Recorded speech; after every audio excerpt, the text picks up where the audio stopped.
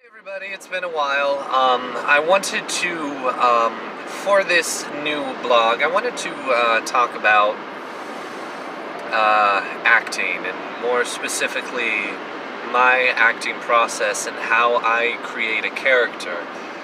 Because I'm currently working on a project right now that has been really tough, but also really rewarding. And we'll get into that a little bit later. Anyway, when I create a character, the first thing I look for is how am I similar to the person I am portraying? What motivates us that might be similar? What are some of our likes that might be similar? Some of our dislikes that might be similar? And I kind of look for similarities, then I go from there, and I worry about what I need to create, but finding the similarities of whoever you're portraying, in my opinion, that's, for me at least, it works as a great jumping off place. Well, I'm currently working on a project where that didn't really work for me. Right now I'm working on a historical piece. I'm doing, it's an interactive piece of theater.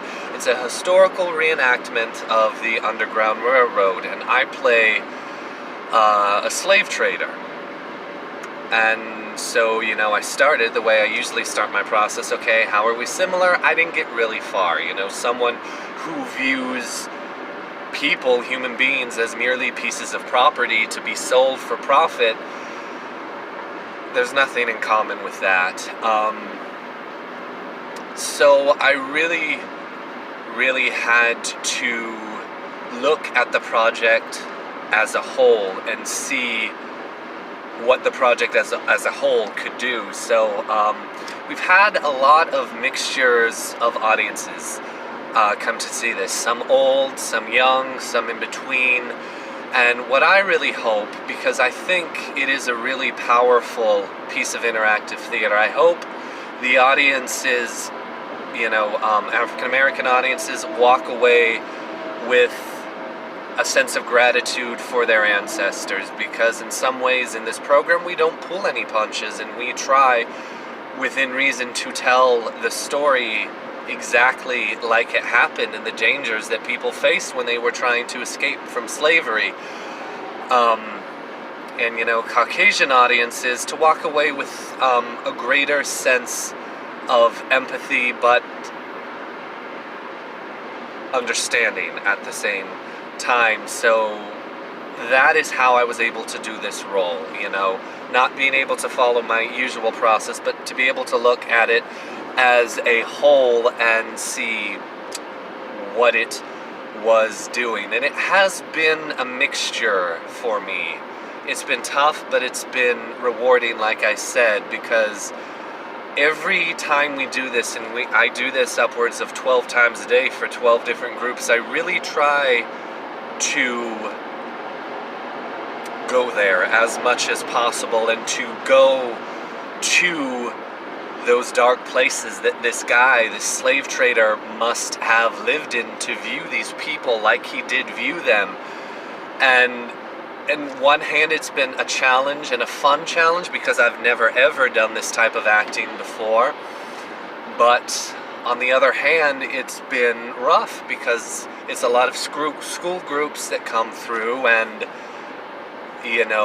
at some of the age that some of them are, it's hard for them to separate fantasy and reality. So some of them are afraid, and me as a person, that's hard to do. But I try to take consolation within the fact that if I do get them to that place where they are a little bit afraid of me, I've done my job and set them up for the rest of the experience that they are about to go on throughout this trail. So I don't know, it's a new territory for me. It's been very educational. This guy, he stays with me. I've noticed my anxiety is a little bit more than what it usually is. Just And afterward, when the day is over and I'm done with the performances, I'm a little bit grouchy, and it takes me a second to get out of that frame of mind. And, like I said, it's been educational because I've never had a character affect me so much and really penetrate me like this guy has. But at a while, I kind of have to shake him out. Otherwise, that darkness that I think you really need to play this character effectively, that you really need to get in contact with, it can stay with you. And I've heard of that happening to other actors. The most, I guess, primary example would be Heath Ledger. Everyone said, some people even say that when he played the Joker in Batman Begins, I think it was, that part might have been responsible for what led to his death, because parts can become all-consuming, and sometimes that you're pretending, but sometimes on a deeper level, on a cellular level, it can affect your body in different weird ways that your body doesn't know that it's just pretend. If you truly are dedicated and go to where that character needs to go emotionally. And I guess I just wanted to share that because I'm having that for the first time in my career with this experience, and it's been educational and rewarding and a challenge and all these other things that I didn't expect it to be and that I also expected it to be. So I just wanted to wanted to put that out there about what it has been like. The reenactment is closed. I played my final bunch of performances several days ago, so final thoughts on the whole experience. It was a unique experience.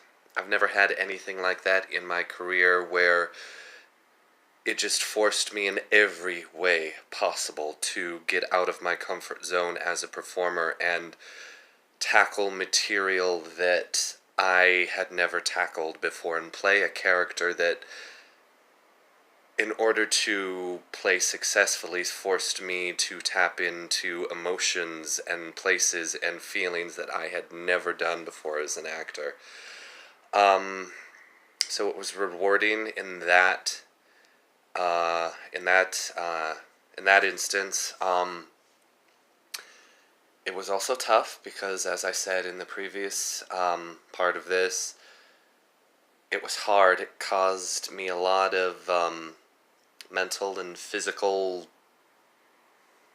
discomfort. Let's just call that word. And, I knew I would always make it through it because I'm not a quitter. I don't start things, and then if they're uncomfortable, I stop. Especially at this stage in my life, I'm really